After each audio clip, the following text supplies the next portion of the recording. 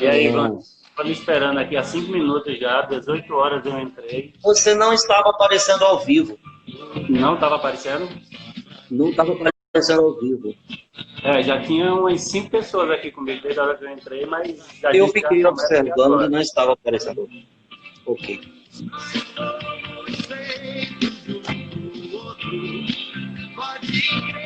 Pessoal, vamos dar início à live da gente hoje, né, com o professor Vanderlei. O tema hoje é política, liberdade e confinamento, tá certo? Já lembrei a vocês das próximas lives que a gente tem essa semana, né? Algumas pessoas já viram. Amanhã a gente tem Bolsonaro, uma crise sem fim, com o professor Marcelo Henrique, né? Quarta-feira a gente tem a live com Daniela Mello, da Escola Superior de Advocacia, lá do Recife, Violência, Mulher e Pandemia.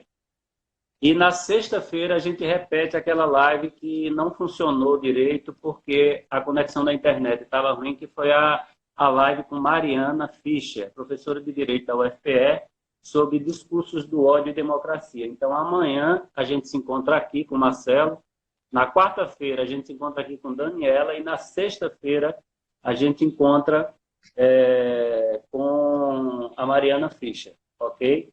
Eu estou procurando aqui, eu acabei de abrir aqui um site que tinha o currículo aqui do professor Vanderlei e o danado... achei, tá aqui. Né? Só para quem não conhece, o professor Vanderlei possui graduação em Ciências Sociais pela Universidade Católica de São Paulo, pela Pontifícia Universidade Católica de São Paulo, a PUC. Tem mestrado em Ciência Política pela Universidade Estadual de Campinas, Unicamp, e doutorado em Sociologia pelo Programa de Pós-Graduação em Sociologia da Universidade Federal de Pernambuco. Né? O professor Vanderlei também foi professor da Fundação Escola de Sociologia e Política de São Paulo, UESP, e da Universidade Estadual de Montes Claros, Unimontes. Atualmente é professor do curso de Ciências Sociais da Universidade Federal do Vale do São Francisco, Univasf, e tem experiência nas áreas de Sociologia e Ciência Política, com ênfase em teoria política e pesquisas na área de políticas públicas, poder local e gestão ambiental. E aí, Vanderlei, como é que tá as coisas? Está tudo certo aí contigo? Você entrou, eu não estava ao vivo, eu fiquei te chamando aqui. E aí, me conta, como é que você está? Você está bem? Tudo bem, Fernando. Boa noite. Boa noite para todos e todas que estão nos ouvindo aí, nos assistindo nessa live. Pessoal, é minha primeira live, tá? Eu não usava esse recurso até recentemente.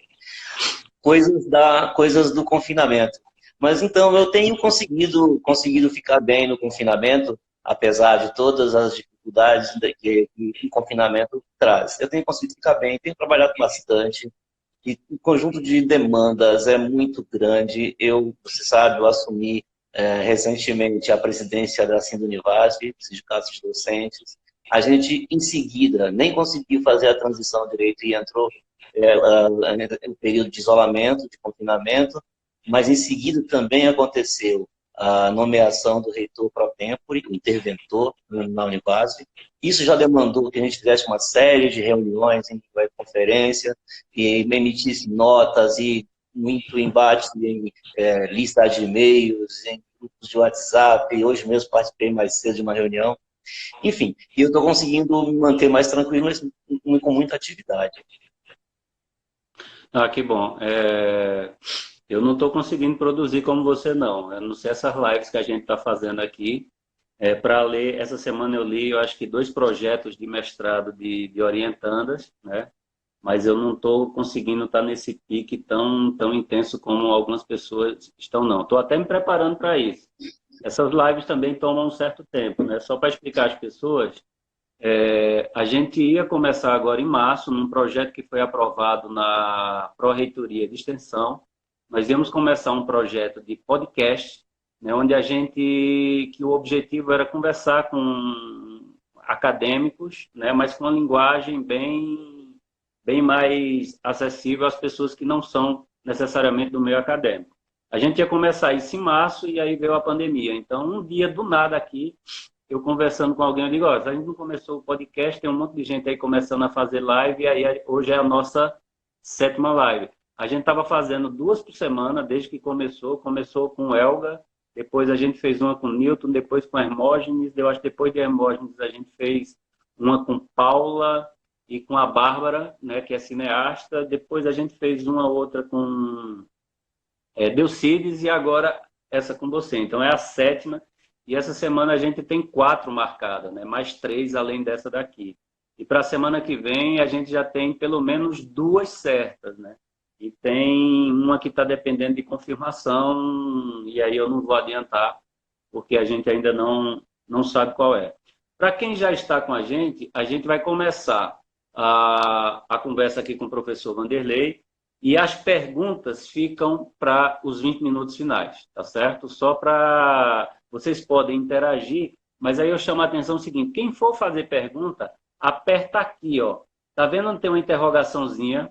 Essa interrogaçãozinha você aperta ali e aí ela vai abrir um outro espaço para você escrever e você faz a pergunta. Porque se você fizer a pergunta aqui, ela vai desaparecer à medida que as pessoas forem interagindo ou entrando na sala. Então você aperta onde tem aqui, no cantinho, essa interrogação. E aí quando você fizer a pergunta, ela vem para uma caixa aqui que eu tenho acesso. Então, para mim, quando eu apertar nessa interrogação, aparecem todas as perguntas que foram feitas. Então, quem for fazer pergunta, aperta nessa interrogaçãozinha e faz. E aí o Vanderlei vai responder essas perguntas nos 20 momentos finais. Vanderlei, você já disse que está se cuidando da pandemia. Eu estou trancado aqui em casa desde o dia 13 de março. Eu não sei se a reunião do sindicato foi mais ou menos no dia 12 ou dia 11, não foi? Você lembra? Porque eu lembro que eu dei aula numa sexta-feira, saí da Univasf, já tinha notícias de que a Prefeitura de Juazeiro tinha decretado, vamos dizer assim, Washington, vê aí, nesse espaço onde tem comentar, porque para mim sempre aparece quando eu estou na live de alguma pessoa. Onde tem comentar do lado, tem um aviãozinho e tem uma interrogaçãozinha. Vê se ela aparece aí para vocês. Se não está disponível para vocês, então... Mas, I'm sorry. Ela aparece sempre para mim quando eu estou na live de alguém. Se ela não está aparecendo para vocês, então esquece o que eu disse e faz a pergunta aqui mesmo. Vanderlei, além de trabalhar muito nessa pandemia, você está lendo alguma coisa? Está assistindo alguma coisa ou não? Sim, eu andei lendo alguma coisa, mas eu não abri um livro de literatura para ler. Eu fiquei lendo livros relacionados à crise da democracia, à emergência desse populismo de direita. Basicamente, o povo contra a democracia. Encerrei e agora estou lendo Os Engenheiros do Caos, que o trata povo contra a democracia.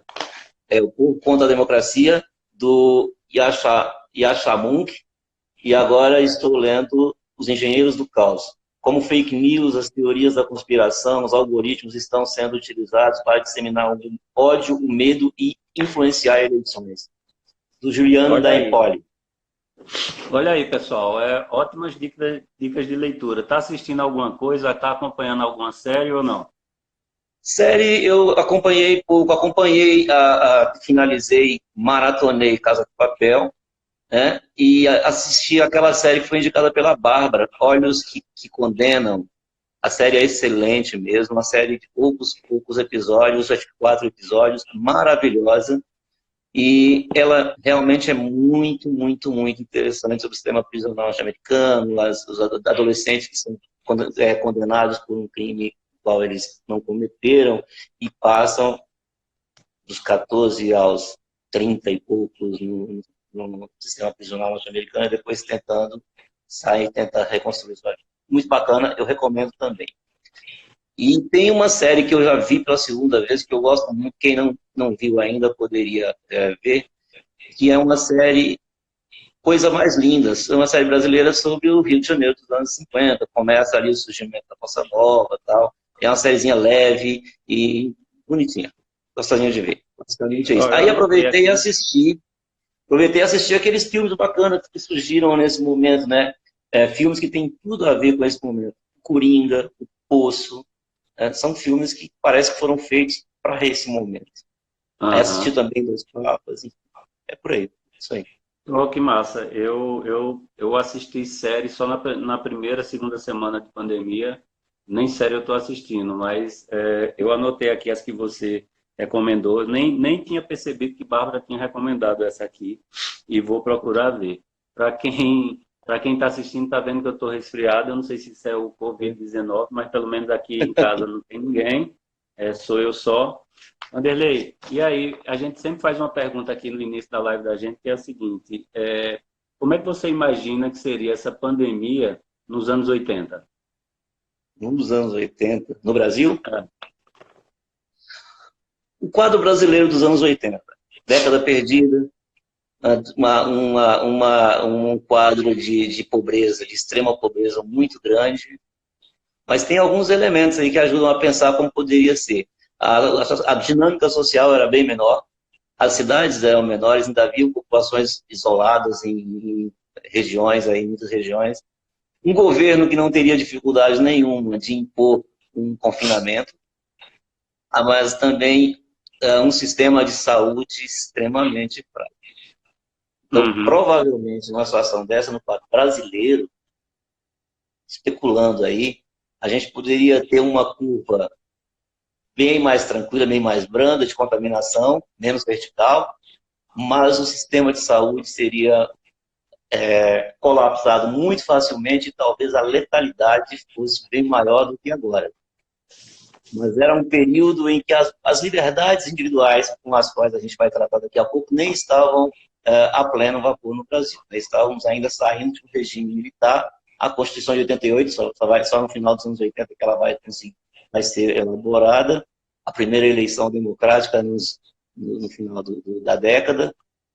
Esse quadro ele é um quadro indicativo de alguns problemas que a gente teria, mas eu acho que com menos impacto do que hoje. Eu penso que hoje tem mais motivos para aglomeração. A dinâmica social é muito mais intensa, as cidades cresceram mais, a atividade cresceu muito mais, e isso é uma coisa importante para um vírus propagar. Né? Meio Isso, difícil mesmo. boa.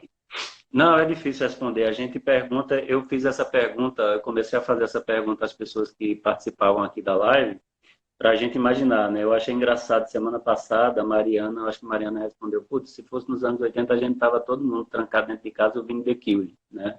E aí eu gostei da resposta dela, como gostei da sua agora, que pensou no quadro analítico. Mas aí entrando nesse nosso assunto de hoje, o que é que tu tens a nos falar sobre a questão do direito individual, das garantias individuais e do direito coletivo? O que é que te chama a atenção nessa temática, né? Que inicialmente a gente tinha combinado de você falar sobre religião, pandemia com Delcides, depois a gente viu que a live com 3 pessoas não funciona tão bem, e aí você sugeriu esse ponto. O que te motivou a sugerir esse ponto, Vanderlei? Basicamente, o que me motivou a sugerir esse ponto foi pensar um pouco essa questão das liberdades individuais e as necessidades da coletividade. A gente poderia começar tratando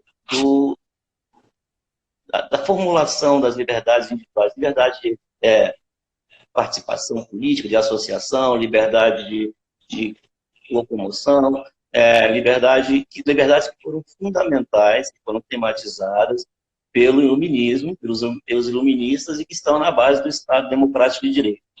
Quando essas liberdades elas apareceram, elas foram tematizadas e foram exercitadas muito do ponto de vista do indivíduo, até porque o mundo saía ali de um regime absolutista. Então essas liberdades elas foram tematizadas e foram firmadas em códigos normativos, em constituições, quase como se fossem irrestritas. Isso, inclusive, liberdades individuais de forma quase que irrestritas, no sentido de dialogar muito pouco com as necessidades coletivas, com a sociedade. O Marx, por exemplo, tem uma crítica muito forte à maneira como os direitos humanos aparecem nas constituições francesa e de estados norte-americanos, porque são liberdades individuais que colocam os indivíduos como se fossem substâncias isoladas, não pensam o coletivo. Então, desse ponto de vista, nada justificaria impor uma pandemia, impor um confinamento diante de uma pandemia. Muita gente reflete sobre isso quando ainda hoje recusa a seguir as normas de distanciamento social e de confinamento colocadas pelo Estado. Acontece que houve uma mudança muito importante aí no Estado Democrático de Direito, na atualidade, porque século XIX, século XX, na verdade, nós tivemos aí períodos de grandes crises sociais, duas guerras, regimes totalitários. Então, o que vai pressionar o surgimento do Estado social. Inclusive surgindo aí como Estado de bem-estar social, nos regimes social-democratas, ou apenas Estado social, tratado por alguns autores. O Brasil, por exemplo, não teve um Estado de bem-estar social, mas o componente social do Estado aparece aqui, uma política social mais forte, e pela lógica do Estado social, a política aparece aí como gestão do interesse coletivo. Gestão do interesse coletivo pressupõe proteger, por exemplo, as minorias, defender um ambiente saudável, um ambiente, uma saúde coletiva, e isso inclusive, sobrepondo-se às liberdades individuais. Não, evidentemente, não desaparece a liberdade individual, né, o livre-arbítrio, é um valor importante, mas a liberdade individual ela não se sobrepõe ao interesse coletivo. Então, se a política pode ser pensada como expressão da liberdade, do direito de associação, do direito de produzir, do direito de ter opinião, de expressar a sua opinião, a política também tem esse componente que a coloca no campo da gestão do interesse coletivo. Então, isso justifica o Estado, diante de um contexto de pandemia, suprimir liberdades individuais, inclusive a liberdade de ir e vir, que a gente perdeu temporariamente, a liberdade econômica de trabalhar, de produzir, que a gente perdeu, está suspensa de certo modo. Muitas pessoas não estão nada satisfeitas com isso e começam a reagir e sendo aí levadas à força para delegacias e tal. Um pouco nesse sentido. Eu acho que teve pelo menos uns 2 ou 3 casos, né? Eu vi um senhor na Avenida Boa Viagem, em Recife, que brigou com a polícia porque ele queria andar, tal, terminou sendo preso, um senhor já de idade, mas ele desacatou de fato as pessoas. E eu não sei se foi no Maranhão, ou no Ceará, ou na Paraíba, eu acredito que tenha sido em um desses estados, um comerciante abriu uma loja, os caras entraram, conversaram com ele também. Terminou que ele fechou a loja e foi direto para a delegacia preso. Esse foi um dos 2 casos que eu vi, né? Um caso muito emblemático que teve bastante visibilidade aí foi o de uma mulher no interior de São Paulo. Ela é uma defensora do Bolsonaro e dessas questões ideológicas trazidas por esse governo, por esse grupo. E ela queria ficar numa praça. Ela foi abordada e pediram que ela voltasse para casa, ficasse em casa.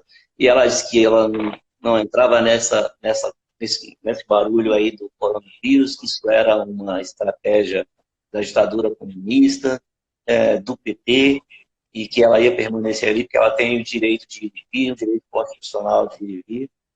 Acabou sendo presa, algemada, reagindo muito, porque ela está trabalhando num sentido extremamente individualista, extremamente relacionado com o surgimento das liberdades individuais.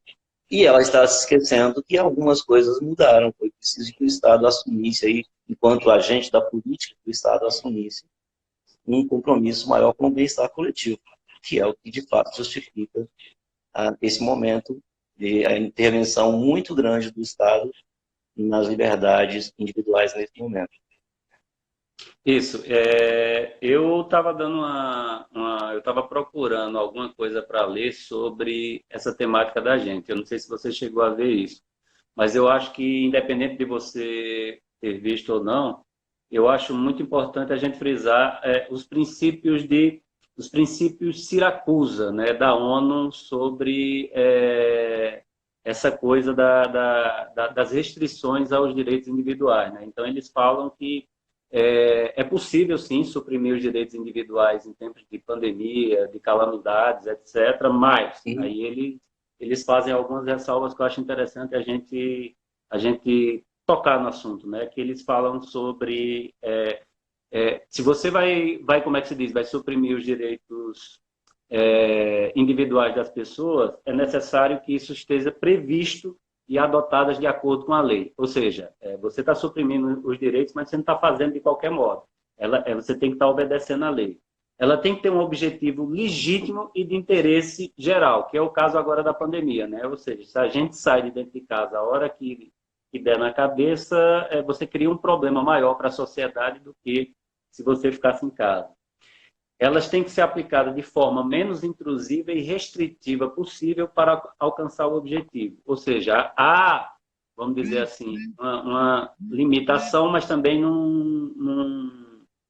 essa limitação não pode ser completamente elevada num nível que impeça as pessoas minimamente de procurar um serviço médico, etc., né? E elas têm que ser baseadas em evidência científica, né? Elas não podem ser feitas de qualquer forma.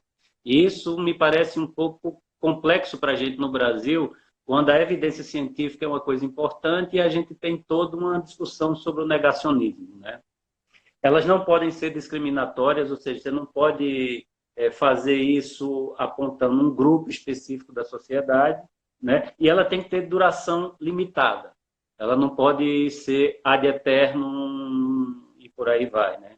E tem que respeitar a dignidade humana e tem que estar sujeita à revisão.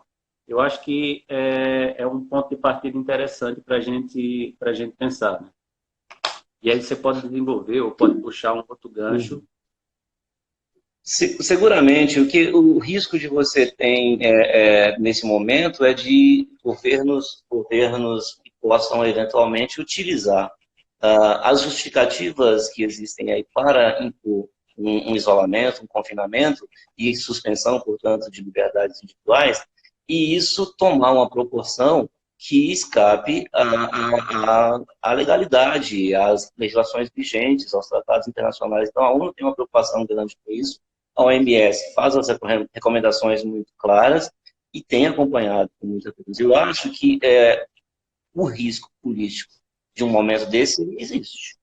Essas recomendações da ONU são muito importantes para evitar esse risco político de fechamento de regimes de supressão de direitos. E essa supressão ela não pode ser ad eterno, como você pontuou, ela tem que estar justificada, amparada em evidência científica e respeitando a legislação. Então, eu penso que dentro da lógica do Estado social, do Estado que se ocupa de preservar o bem-estar coletivo, esses princípios, eles amparam mais ou menos o cidadão no sentido de você não ficar tão amedrontado com um governo que possa vir a exorbitar de suas funções em justificando, portanto, a existência da pandemia. Mas eu tenho um outro ponto que eu queria comentar aqui, um exemplo que eu acho que vale a pena a gente observar. Suprimir liberdades individuais é algo muito sério, só se bem justificado. Mas o caso da pandemia me levou a pensar sobre isso quando estava preparando para conversar com você. A China é o primeiro país em que apareceu o novo coronavírus. A China fez um confinamento extremo, isolou cidades e aplicou medidas bastante extremadas. A China conseguiu parar até hoje em 4.600 mortos. Um país daquele tamanho, com aquela população. A China é um país que não tem tradição de liberdades individuais. Nunca teve uma tradição democrática e a China imperial já passou direto às mãos do socialismo maoísta, não teve, portanto, essa tradição. Os Estados Unidos, com todas as suas potencialidades tecnológicas e econômicas, foram atingidos bem mais tarde pelo novo coronavírus e chega hoje em torno de 55 mil mortes. Os Estados Unidos são um país sede das constituições democráticas e dos direitos humanos. A gente sabe que os Estados Unidos têm enorme dificuldade, a cultura norte-americana tem enorme dificuldade de supressão de direitos individuais. É evidente que eu não estou querendo explicar essa diferença de número de mortos apenas e tão somente por essa razão explicativa. Deve haver outros elementos que eu não conheço, eu não tenho domínio, mas a gente pode colocar no nível hipotético que o confinamento num país de tradição liberal, a supressão de liberdades individuais num país de tradição liberal, tem enfrentado grandes dificuldades, coisa que a China não enfrentou. Eu Então, queria, eu posso só para a gente, eu queria colocar duas coisinhas. Só para adornar, vamos dizer, o teu argumento. É que eu não sei se você viu, mas eu li, se eu não me engano, na BBC Brasil, uma reportagem da BBC Brasil, em que ela mostrava os protestos que estavam acontecendo nos Estados Unidos por conta do confinamento. Né? As pessoas estavam indo para a rua e coisas semelhantes ao que algumas pessoas estavam fazendo aqui no Brasil. Né? Indo para a rua de carro e tal. E tem uma foto muito interessante dessa reportagem. Eu não sei se foi El País ou se foi da BBC. Que tem um enfermeiro na rua com a bandeira dos Estados Unidos impedindo que os carros passem na frente dos carros mesmo. Né? E um dado interessante da China é que quando o governo decidiu pelo confinamento daquela cidade, que eu esqueci o nome agora, Wuhan, onde Wuhan. Wuhan, quando o governo decidiu, ó, ninguém sai mais de Wuhan, porque o coisa é séria, eu acho que a população é de 11 milhões de pessoas, 5 milhões já tinham saído. Né? Ou seja, quando eles foram fechar as cidades, metade da população praticamente já tinha ido para a rua, e aí houve outros problemas também relacionados à questão dos direitos individuais, que foi justamente como o governo tratou quem estava tratando do assunto, da notícia, né, desse coronavírus. Né? O governo tentou cessear quando essas normas aqui da ONU, elas estimulam que a imprensa possa dar notícia, porque se for bem noticiado é mais fácil de resolver. Né? Eles tentaram reprimir, vamos dizer assim, sufocar. Mas eu coloquei essas duas coisas só para ilustrar o teu argumento, não era nem para atrapalhar você. Implicações de um governo não amplamente democrático, né? Então, a transparência das informações na China foi alguma coisa bastante questionável, né? No caso dos Estados Unidos, não há uma dificuldade nesse sentido, que foi uma imprensa realmente muito livre. Mas eu queria também lembrar, a partir desses elementos que você colocou, eu li também na BBC e é o país também. Eu acho o próprio presidente Donald Trump estava tweetando liberte Michigan, liberte Nova York, liberte. Então, lá como cá, o chefe do Poder Executivo também faz movimentos que são, de certo modo, contrários às recomendações das autoridades sanitárias. E sempre amparando os seus argumentos até obscuros, negacionistas, na palavra liberdade. Isso. E Né? negando o papel da ciência, né? Negando o papel da ciência. Todo mundo dizendo que não existe. O Trump tweetou esse final de semana alguma coisa relacionada que ele sugeriu que se aplicasse, se eu não me engano, detergente na veia das pessoas. Né? E aí veio toda a comunidade científica para dizer, pô, isso é loucura, não tem por que fazer isso. E são esses mesmos caras, o Trump nos Estados Unidos, né? E o Bendito aqui no Brasil, que negam o papel da ciência. Né? A gente teve, na primeira live que a gente fez, que foi com a Elga, a gente falou sobre isso, que havia uma discussão no governo dos Estados Unidos sobre o aquecimento global. O Trump pediu lá aos cientistas americanos, a um grupo, que eu não sei qual foi, não sei necessariamente qual foi o laboratório ou a universidade, que apresentassem um relatório. Os caras fizeram um relatório, quando ele leu o relatório, ele fez, eu não acredito. Né? Então, assim, esse momento, Lidiane está chamando a minha atenção, não foi, foi desinfetante para colocar na veia das pessoas. Então, é muito complicado num momento como esse, a ciência aponta um caminho e, não, eu não acredito. Né? Uma coisa que é impressionante é que toda essa mudança ocorrida no âmbito do Estado Democrático de Direito, e que levaria, portanto, a legitimar a ação do Estado, até mesmo suspendendo certas liberdades individuais momentaneamente, desaparece no discurso desses populistas de direita, porque eles falam em nome do povo e falam e jogam com o obscurantismo que boa parte do povo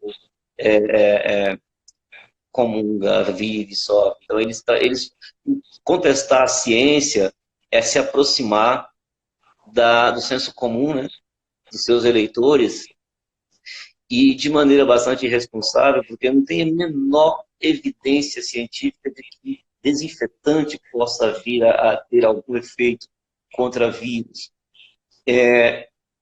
Do mesmo modo, né, aqui no Brasil foi a divulgação da hidroxicloroquina como se tivesse já tudo certo, está tranquilo, pode usar, está resolvido, já temos evidências, foi aplicado e tal.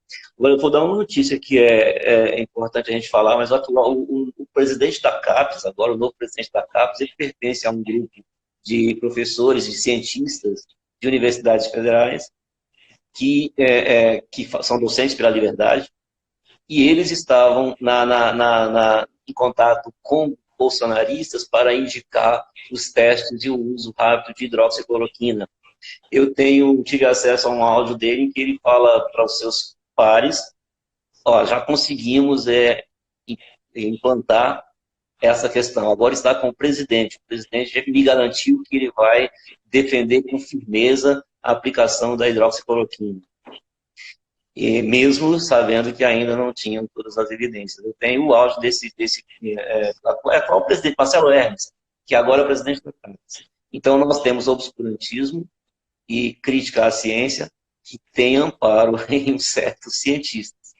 E o grupo de docentes pela liberdade afirma que querem desenvolver pesquisas e uma atividade acadêmica sem ideologia, menos ideologia e mais ciência. São tempos muito complicados esses. São tempos muito complicados. Então, assim, diante disso, a gente fica preocupado com um Estado que pode arbitrar, exorbitar de suas funções, utilizando como argumento a existência de uma pandemia, mas você tem na sociedade civil também pessoas muito propensas a apoiar esse tipo de obscurantismo. E eu presidente da CAPES agora. Isso é muito esquisito para a gente, né? Tem um caso, tem dois casos que eu acho que se encaixam um pouco com isso que a gente está falando.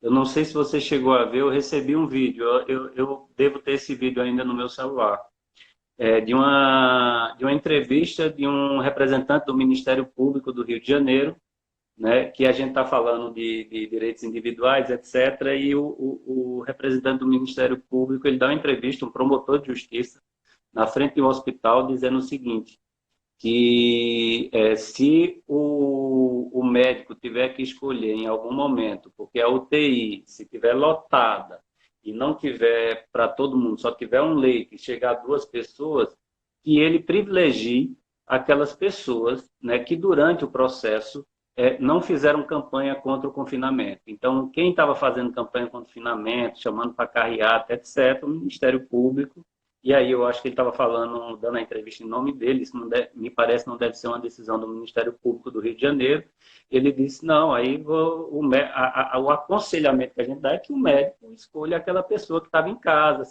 e não aquela que estava pregando o fim do confinamento, né? E um outro caso que me pareceu bem interessante é que aqui em Pernambuco, inclusive aqui em Petrolina, Recife, algumas pessoas começaram a organizar carreatas contra o confinamento. E essa carreata aconteceria no sábado ou no domingo, se eu não me engano, e o Ministério Público de Pernambuco baixou uma nota, não sei se em acordo com a Justiça, não sei bem como funcionam esses poderes, e que era proibido, que a polícia deveria ir para o local, e se chegasse nos locais, deveriam apreender os carros, inclusive com a possibilidade daquele carro passar a ser um patrimônio do Estado para ajudar vamos dizer assim, na luta contra essa pandemia. Ou seja, se você ia no seu carro para essa carreata e a polícia pegasse, aquele carro poderia ser apropriado para o Estado, para que o Estado utilizasse ele. Então, acho que no mínimo 2 casos interessantes. Esse do promotor do Rio eu acho um absurdo, mas esse outro de Pernambuco me parece algo bem, vamos dizer assim, bem compreensível, né? E eu acho que está dentro dos marcos da lei, de fato, né? Há um constrangimento, mas não há um abuso da lei. Mas você escolher entre uma pessoa que era contra e estava fazendo campanha, né, contra o confinamento, e ter que escolher, você está privilegiando um grupo politicamente, vamos dizer assim, né? Ainda que minha vontade fosse que o médico escolhesse a outra pessoa que não lutou contra o confinamento, não é questão da minha vontade, né? A saúde é universal, é para todos, né? Isso é muito importante porque eu costumo dizer que nós temos um fascismo societário. Eu não sou estudioso de cultura política, mas eu também tenho uma suspeita, tenho uma hipótese, que nós temos uma cultura política extremamente autoritária, mais autoritária, inclusive, do que a nossa legislação, que a nossa legislação, principalmente social, avançou bastante. Tem algumas burocracias de Estado que estão aí cheias de servidores, altos servidores, que se puderem, eles lançam mão de um poder que eles não têm para implementar alguma coisa que eles acreditam justa.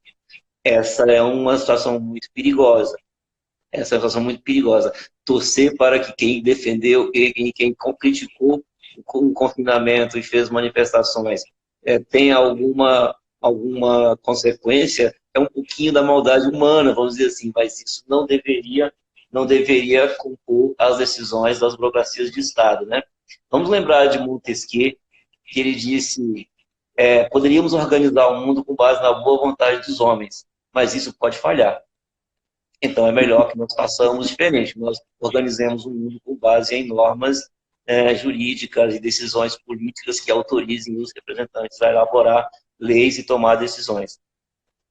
Isso é muito importante para pensar, porque muitas vezes a gente pensa a política, pegando bem o cerne, pensa a política apenas como expressão de liberdades, e aí todo mundo é livre para expressar o seu pensamento, é livre de qualquer forma de opressão e tal, liberdade de ir e permanecer, exercer profissão, de se associar, mas a política ela também precisa ocupar-se da gestão da vida coletiva. E o aspecto de gestão da vida coletiva, que é o mais antipático da política, é necessário para você proteger toda a coletividade desses abusos, de abuso de autoridade, desse desrespeito às necessidades coletivas, muitas vezes amparando-se num fundamento filosófico belíssimo que é a defesa da liberdade. Uhum. Eu acho que falar para um agente do Ministério Público que ele cometeu praticamente um crime aí, não, eu tenho liberdade de pensamento e expressão. Calma lá. Uhum.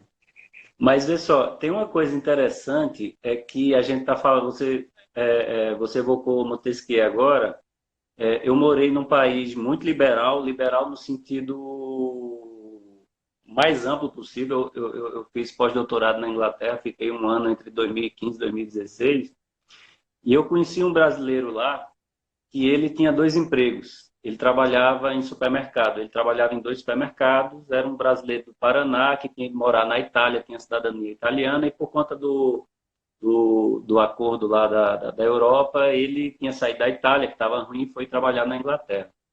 E ele tinha um filho, não sei se era um filho ou era uma filha, era autista e que precisava de cuidados especiais. Então, um belo dia, a escola informou a ele que tinha informado algum órgão do Estado, e ele recebeu uma visita de assistentes sociais na casa dele que definiram que ele tinha que deixar um dos empregos. Ele fez: não, mas se eu deixar um dos empregos, eu não tenho como sustentar meu filho, porque ele é autista. Ela fez: não, a gente já percebeu que o seu segundo filho mais novo, ele também é autista, né? Eles já tinham essa informação, acho que do sistema de saúde lá da Inglaterra, e o senhor vai deixar o emprego, o senhor vai receber uma bolsa de tanto, mas o senhor está proibido com filhos com essa natureza de se ausentar de casa por tanto tempo. Então, assim, eu fiquei abismado quando ele me disse isso, não no sentido negativo, mas tipo, putz, a gente está num país liberal e as pessoas não fazem o que querem. Porque há o direito coletivo, há o interesse geral nisso também. E uma outra situação foi uma amiga que ela, por alguma razão, ela precisava de subvenção do Estado, e é uma brasileira também, e ela me contou que se você tem 3 filhos, você mora numa casa como é que se diz, que tem 3 quartos e você recebe algum tipo de subvenção do Estado, alguma coisa, seja na energia elétrica, etc., porque lá na Inglaterra também tem algo semelhante a uma Bolsa Família, uma coisa como essa, e lá é bem liberal, claro, né? Eles te mudam de casa, por exemplo. Se um filho ficar mais velho, for para a faculdade, sair de casa, a tua casa tem 3 quartos e tem um vazio que você está fazendo de biblioteca ou qualquer outra coisa. Aumenta o imposto, porque não tem filho morando na casa. Não, mas eu não quero pagar aumento de imposto, então muda de casa, vai para uma casa menor, porque tem gente precisando de uma casa com um quarto maior. E a gente está falando de um país liberal por excelência, né? Eu acho que isso entra nessa temática que estás tratando aqui hoje.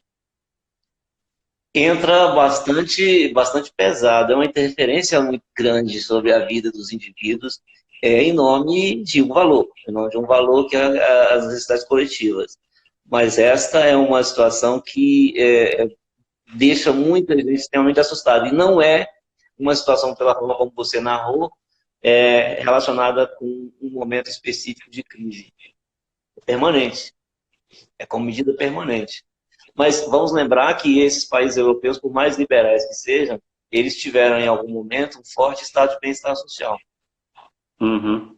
Estado de bem-estar social bastante caracterizado aí no caso da Inglaterra e de outros países centro-europeus, como na visão do dinamarquês, Gösta Sking Andersen, é assim mesmo o nome dele. Uhum. Ele fala as 3 economias do estado de bem-estar social, e ele fala, né, o estado de bem-estar social nesses países centro-europeus, ele está fundamentado em um certo conservadorismo, está fundamentado em um certo corporativismo, diferente, por exemplo, do estado de bem-estar social dos países escandinavos, que tem uma influência da social-democracia muito maior. Então, nesse caso aí, o liberalismo deles, vamos dizer assim, concebeu a ação centralizadora do Estado planejado, né? Do Estado planejado, do Estado providência, e muita gente tinha bastante crítica sobre o Estado de bem-estar social por considerá-lo centralizador e intervencionista demais. E quando a gente vai estudar a crise do estado de bem-estar social, por exemplo, foi feita uma pesquisa na Unicamp relacionando todo o conjunto de artigos e de pesquisas, um grande levantamento bibliográfico da Sônia Drive e Vilnes Henrique, e eles recuperam muito as teses do Pierre Rosanvallon. Rosanvallon é um socialista democrático, crítico, profundo crítico do estado de bem-estar social, e não pelo mesmo motivo que os liberais o criticavam, que ele era um Estado pernicioso, gastador. Não, Rosanvallon disse que é um Estado centralizador, decide, interfere demais na vida da sociedade. Precisaríamos ter uma sociedade de bem-estar social e não um Estado de bem-estar social. Então, nessa crítica, eu lembrei disso porque é um pouco forte demais o poder do Estado interferir de tal modo na sociedade, né? E não é uma construção de toda a sociedade. Então, é uma construção do poder. Uma construção do poder. Uma conquista que a sociedade também participou do estado de bem-estar social, é alguma coisa bastante interessante, mas o poder desse Estado, para muitos, era um poder de muita intervenção, grande intervenção. O Washington, que está assistindo a gente aqui, o Washington disse que em Portugal, Washington, se eu estiver errado, você corrige aí. O Washington comentou que em Portugal não houve dificuldade nenhuma para começar todo esse confinamento, a quarentena, etc. E até para esse exemplo que eu dei, que é uma medida mais permanente, como você bem observou, eu acho que conta bastante também a experiência que eles tiveram das 2 grandes guerras no século passado, né? Eu acho que naquela situação de guerra intensa, algumas regras, alguns códigos foram definidos de forma que, olha, a gente é liberal, você é um indivíduo, mas você não é um átomo que vai fazer o que quiser aqui, não, porque o Estado vai se impor quando for necessário para manter a ordem coletiva. E eu acho que é muito difícil para algumas pessoas perceberem, né, Vanderlei? Se você quiser comentar, e o pessoal quiser fazer as perguntas, a gente já está nos nossos 10 minutos finais. É muito difícil, no senso comum, compreender o que é autoritarismo e o que é o Estado agindo com força, mas agindo de forma democrática, né? agindo em nome do interesse coletivo, né? Muito mais do que do interesse individual. Ou seja, essa é a lógica mesmo do Estado Democrático de Direito, estamos falando disso, né? Estado Democrático de Direito, e que preserva a liberdade individual, mas não de maneira irrestrita, não absolutiza a liberdade individual. A sociedade tem necessidades coletivas que precisam ser atendidas. E ter passado por duas grandes guerras seguramente faz muita diferença. Ter Com passado, certeza. O Washington está perguntando aqui, né? A gente já está no momento das perguntas, e se você quiser comentar outras coisas também, viu, Vanderlei? Ele está perguntando até onde pode existir a liberdade de expressão ao agente político, e quando ultrapassar esses limites pode caracterizar crime de responsabilidade. Eu acho que é crime de responsabilidade, Washington, não de irresponsabilidade, né? Eu acho. Então, de responsabilidade. Olha, o agente político, ele age com base em uma legislação vigente, né? Ele, enquanto indivíduo, quando ele sai e diz, olha, eu tenho a liberdade de manifestar meu pensamento, não falei em nome do Ministério Público, vamos dizer assim, parece que é mais observando esse exemplo. Então, como indivíduo, eu manifestei minha opinião. E nós não temos reserva com relação à opinião. Tem países, tem determinadas legislações que tem. Agora, o efeito, eu penso, e aí estou especulando, não sou uma pessoa versada nisso, não. Mas eu penso que o efeito social, se comprovado, o efeito deletério dessa opinião sobre a sociedade, é que poderia caracterizar aí crime. A sua liberdade de expressão não pode matar. Se a sua liberdade de expressão leva as pessoas por exemplo, o médico fazer a escolha de Sofia, que se fala isso, né? De quem eu cuido, vou cuidar desse, porque esse aqui era bonzinho, estava confinado. E isso leva à morte de outros atores. Eu acho que isso é passível, sim, de judicialização, para dizer o mínimo. Mas aí eu confesso que não sou versado no tema, só queria colocar esses pontos para a gente pensar. Mais algum outro ponto que tu queria tratar, Vanderlei, que a gente não puxou aqui para conversar? Eu pensei mais ou menos nessas questões mesmo, não elaborei muito uma reflexão longa, só quis considerar esses pontos, trazer para a reflexão, para a gente pensar nesse momento, que é um momento que tem que ter para a gente algumas lições, tem que trazer para a gente algumas lições. Eu acho que o Brasil, ele vive uma situação de permanente desigualdade, permanente violação de direitos, e uma parcela da sociedade em permanente situação de pauperismo, de empobrecimento, vítima de todas as crises, versus uma outra parcela da sociedade que desfruta de recursos suficientes para levar uma vida satisfeita. E momentos como esse colocam muito claramente que no Brasil há um fenômeno muito claro de pessoas que têm uma condição econômica boa, suficiente para levar uma vida satisfeita, e que têm uma insensibilidade muito grande com o nosso pauperismo, com nossas indigências mesmo, né? Por outro lado, nós temos uma educação que não conseguiu formar cidadãos muito críticos e também nem formar cidadãos muito respeitadores da lei e das regras da convívio coletivo. Então, nós temos dilemas aí que nos colocam algumas dificuldades pontuais no momento de pandemia, e que eu penso que a gente podia tentar refletir isso e tirar proveito. Países que passam por grandes crises repentinas, terremotos, maremotos, guerras, desorganizam muito a sociedade, e em um dado momento a sociedade parece que encontra-se quase todos no mesmo patamar. Todos estão carentes de tudo. E depois ela se reorganiza. Me parece que o reorganizar nesses casos vem com um intenso aprendizado.